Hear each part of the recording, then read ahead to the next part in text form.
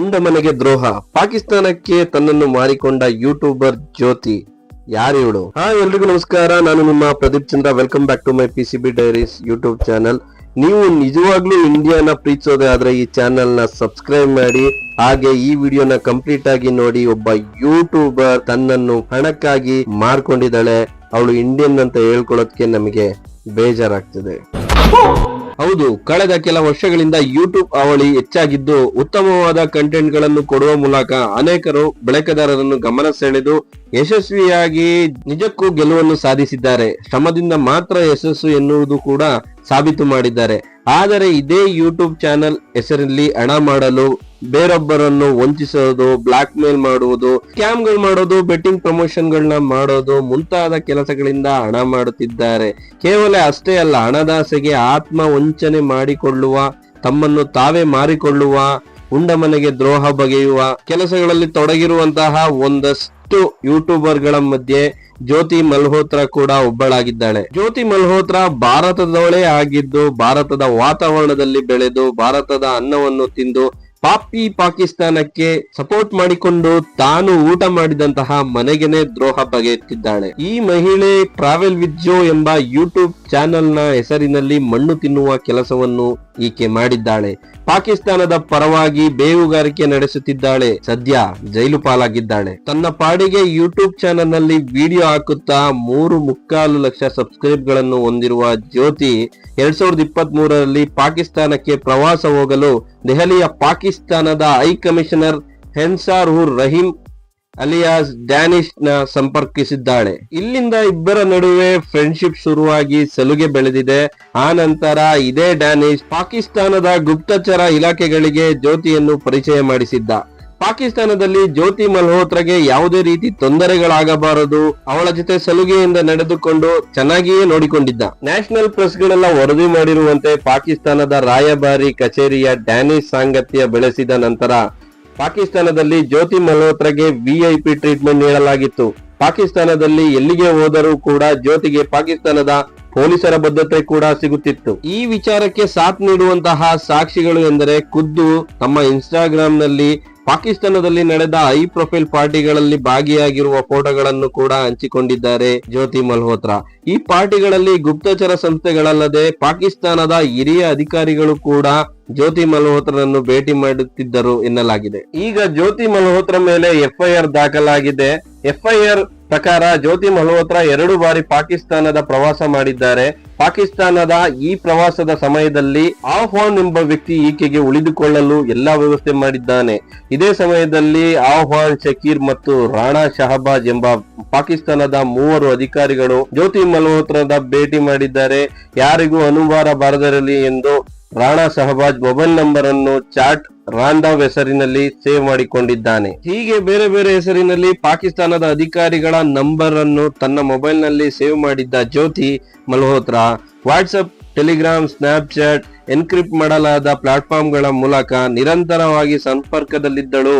Operation Sindoor ಸೇರಿ ಭಾರತಕ್ಕೆ ಸಂಬಂಧಿಸಿದ ಹಲವು ಸೂಕ್ಷ್ಮ ಮಾಹಿತಿಗಳನ್ನು ರವಾನೆ ಮಾಡಿದ್ದಳು ಎನ್ನುವ ಆರೋಪ ಈಕೆಯ ಮೇಲಿದೆ. ಭಾರತದವಳೇ ಆಗಿರುವಂತಹ ಜ್ಯೋತಿ ಮಲ್ಹೋತ್ರಾಗೆ ಪಾಕಿಸ್ತಾನ ಮೇಲಿನ ಪ್ರೇಮ. ಟ್ರಾವೆಲ್ ಲಾಗ್ಗಳನ್ನ ಮಾಡಿಕೊಂಡು ಪಾಕಿಸ್ತಾನದ ಪ್ರದಕ್ಷಿಣೆಗಳನ್ನು ಹಾಕಿ ಬಂದ ಜ್ಯೋತಿ ಮಲ್ಹೋತ್ರಾ ತನ್ನ ಸೋಷಿಯಲ್ ಮೀಡಿಯಾಗಳಲ್ಲಿ ಲಾಹೋರ್ ಅಂದ್ರೆ ಪ್ರೀತಿ ಎಂಬ ಅರ್ಥದಲ್ಲಿ ಬರೆದುಕೊಂಡಿದ್ದಾಳೆ. ಈ ಮೂಲಕ ಪಾಕಿಸ್ತಾನದ ಜನರನ್ನು ಸೆಳೆಯುವ ಪ್ರಯತ್ನ ಮಾಡಿರುವ ಈಕೆಯ ವಿದೇಶಿ ಏಜೆಂಟ್ಗಳು ಕೂಡ ಪ್ರಚಾರಕ್ಕೆ ಬಳಸಿಕೊಂಡಿದ್ದಾರೆ ಎಂದು ತನಿಖಾಧಿಕಾರಿಗಳು ಹೇಳಿಕೆ ಕೊಟ್ಟಿದ್ದಾರೆ.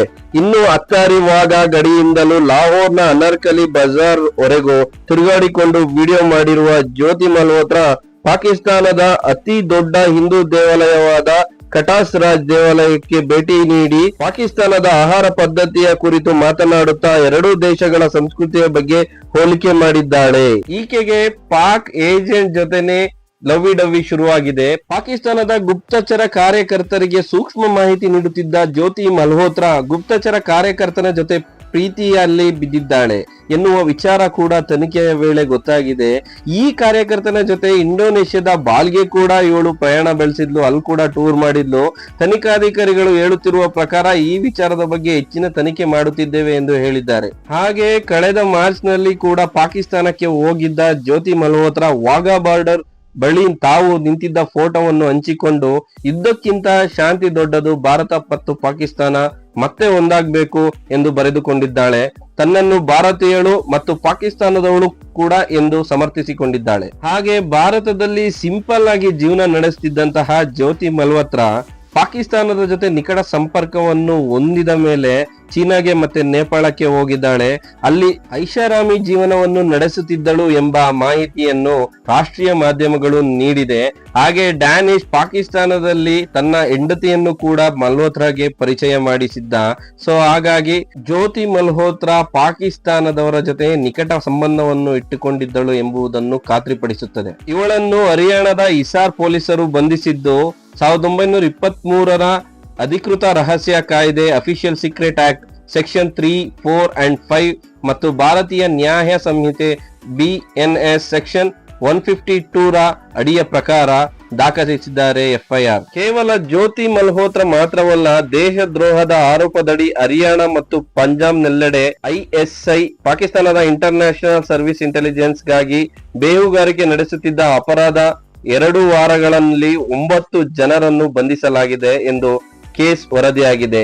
ಹಿಸಾರ್ ಪೊಲೀಸರ ವಕ್ತಾರ ವಿಕಾಸ್ ಕುಮಾರ್ ಜ್ಯೋತಿ ಮಲ್ಹೋತ್ರಾದ ಬಂಧನವನ್ನು ಖಚಿತಪಡಿಸಿದ್ದು, ಹೆಚ್ಚಿನ ಮಾಹಿತಿಗಾಗಿ ಜ್ಯೋತಿ ಮಲ್ಹೋತ್ರಾ ಅವರನ್ನು ಹೆಚ್ಚಿನ ವಿಚಾರಣೆ ನಡೆಸಿ ಸ್ಥಳೀಯ ನ್ಯಾಯಾಲಯಕ್ಕೆ ಹಾಜರುಪಡಿಸಿದಾಗ ಜ್ಯೋತಿ ಮಲ್ಹೋತ್ರಾ ಸದ್ಯ ತಪ್ಪೊಪ್ಪಿಕೊಂಡಿದ್ದಾಳೆ.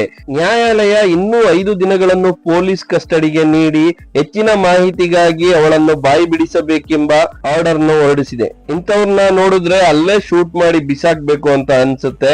ಬಟ್ ಇವಳು ಮಾಡಿರುವ ತಪ್ಪು ಪ್ರೂವ್ ಆದ್ರೆ ಇವಳಿಗೆ ತಕ್ಕ ಶಿಕ್ಷೆ ನೀಡಬೇಕು. ಈ ಶಿಕ್ಷೆಯಿಂದ ಒಂದಷ್ಟು ಜನ ಈ ರೀತಿ ದುಡ್ಡಿಗಾಗಿ ತನ್ನನ್ನು ಮಾರಿಕೊಂಡು ತಾನು ಹುಟ್ಟಿ ಬೆಳೆದು ಬದುಕಿರುವಂತಹ ದೇಶಕ್ಕೆ ಮೋಸ ಮಾಡೋಕೆ ಹೊರಟವರಿಗೆ ಇದೊಂದು ಎಕ್ಸಾಂಪಲ್ ಆಗ್ಬೇಕು. ಆ ರೀತಿಯ ಶಿಕ್ಷೆಯನ್ನು ಇವಳಿಗೆ ನೀಡಬೇಕು, ಬಹಿರಂಗವಾಗಿ ನೀಡಬೇಕು ಅಂತ ಹೇಳಕ್ ಇಷ್ಟಪಡ್ತೀನಿ. ಯಾಕೆಂದ್ರೆ ಗೊತ್ತಿಲ್ದಂಗೆ ಶಿಕ್ಷೆ ನೀಡಿದ್ರೆ ಎಂದಷ್ಟು ಜನಕ್ಕೆ ಗೊತ್ತೇ ಆಗಲ್ಲ ಏನ್ ಶಿಕ್ಷೆ ಅಂತ. ಎಲ್ಲರ ಕಣ್ಮುಂದೆ ಬಹಿರಂಗವಾಗಿ ಶಿಕ್ಷೆ ನೀಡಿದಾಗ ಈ ರೀತಿಯ ತಪ್ಪನ್ನು ಮಾಡೋ ಕೂಡ ಹೆದರಬೇಕು. ಆ ರೀತಿಯ ಶಿಕ್ಷೆನ ನೀಡಬೇಕು. ಯಾಕಂದ್ರೆ ಇದು ಒಬ್ಬ ವ್ಯಕ್ತಿಯ ವಿಚಾರ ಅಲ್ಲ, ಇಡೀ ದೇಶದ ವಿಚಾರ. ಸೊ ನಿಮ್ಗೆ ಈಕೆ ಕೈಗೆ ಸಿಕ್ಕಿದ್ರೆ ಏನ್ ಮಾಡ್ತೀರಾ ನೀವು ಕಾಮೆಂಟ್ ಮಾಡಿ. ಹಾಗೆ ಒಂದಷ್ಟು ಜನಕ್ಕೆ ಶೇರ್ ಮಾಡ್ಲಿ. ಈ ತರ ಜನಗಳು ಇದ್ದಾರೆ ನಮ್ಮ ಭಾರತದಲ್ಲಿ, ಇಂಥವ್ರನ್ನ ಮೇಲೆ ಸ್ವಲ್ಪ ನಿಗಾ ಇಡಬೇಕು, ಎಚ್ಚರಿಕೆಯಿಂದ ಇರಬೇಕು ಭಾರತದವರು ಅಂತ ಒಂದಷ್ಟು ಜನಗಳಿಗೆ ಶೇರ್ ಮಾಡಿ. ಥ್ಯಾಂಕ್ ಯು, ಧನ್ಯವಾದಗಳು. ಜೈ ಹಿಂದ್, ಜೈ ಕರ್ನಾಟಕ ಮಾತೆ. ಹೇಳಿ ಬಂದೇ ಮಾತರ